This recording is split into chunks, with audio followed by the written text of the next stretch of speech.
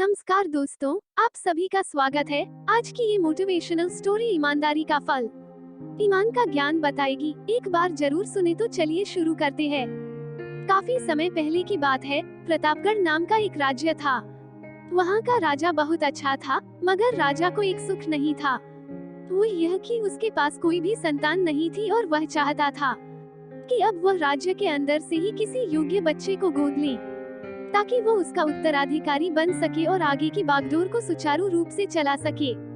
इसी को देखते हुए राजा ने राज्य में घोषणा करवा दी कि सभी बच्चे राजमहल में एकत्रित हो जाए।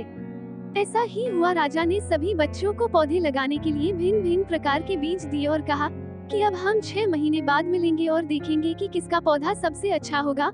महीना बीत जाने के बाद भी एक बच्चा ऐसा था जिसके गमले में वह बीज अभी तक नहीं फूटा था, लेकिन वो रोज उसकी देखभाल करता था और रोज पौधे को पानी देता था। देखते ही देखते 3 महीने बीत गए। बच्चा परेशान हो गया। तभी उसकी माँ ने कहा कि बेटा धैर्य रखो, कुछ बीजों को फलने में ज्यादा वक्त लगता है। और वो पौधे को सींचता रहा। 6 महीने हो गए। राजा के पास जाने का समय आ चुका था, लेकिन वह डरा हुआ था कि सभी बच्चों के गमलों में तो पौधे होंगे और उसका गमला खाली होगा। लेकिन वो बच्चा ईमानदार था और सारे बच्चे राजमहल में आ चुके थे। कुछ बच्चे जोश से भरे हुए थे, क्योंकि उनके अंदर राज्य का उत्तराधिकारी बनने की प्रबल लालसा थी।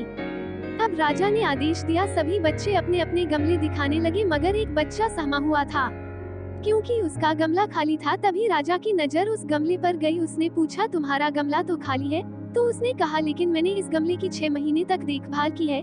राजा उसकी ईमानदारी से खुश था कि उसका गमला खाली है, फिर भी वो हिम्मत करके यहाँ आ तो गया। सभी बच्चों के गमले देखने के बाद राजा ने उस बच्चे को सभी के सामने बुलाया। बच्चा सहम गया और राजा ने वह गमला सभी को दिखाया। सभी बच्चे जोर से हंसने लगे। राजा ने कहा, शांत हो जाइए, इतने खुश मत होइए। आप सभी के पास जो पौधे हैं वो सब बंजर है।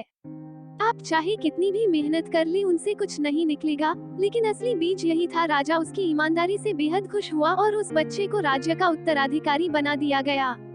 हमें इस कहानी से क्या सीखने को मिला? मेरे हिसाब से अपने अंदर ईमानदारी का होना बहुत जरूरी है।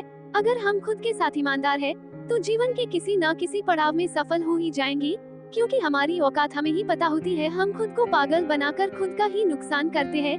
दोस्तों, वीडियो को लाइक और चैनल को सब्सक्राइब करना ना भूलें। धन्यवाद। जय हिंद, वंदे मातरम।